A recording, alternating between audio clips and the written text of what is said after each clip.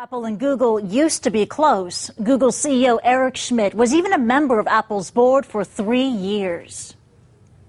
You know, I've had the privilege of joining the board, and there's a lot of relationships between the boards.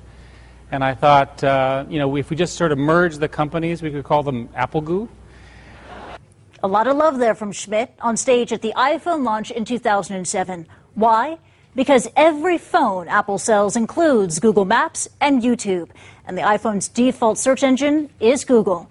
But since then, competition has been building. In November of that year, Google said it was cooperating with an alliance of hardware companies to develop Android, a software platform for mobile phones to directly challenge the iPhone. HTC, Motorola, and Samsung have all released their own Android phones.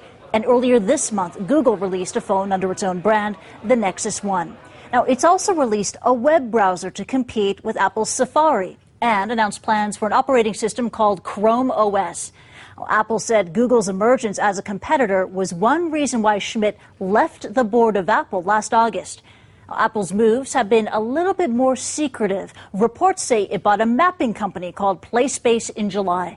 Business Week reported last week that Apple is in talks with old rival Microsoft to make Bing the default search engine on the iPhone. Now, search is what Google is most famous for, but it makes most of its money from advertising. Now, Google is turning its attention to mobile advertising, buying AdMob in November. Now, why the sudden interest in mobile ads? The answer is on AdMob's homepage, Apple's iPhone. AdMob CEO said the iPhone led to a landslide of massive improvements in mobile advertising. So it's not surprising to learn that earlier this month, Apple bought a mobile advertising firm of its own, Quattro Wireless.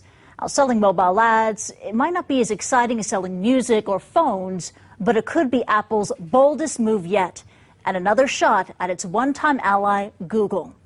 Christy Lou Stout, CNN, Hong Kong.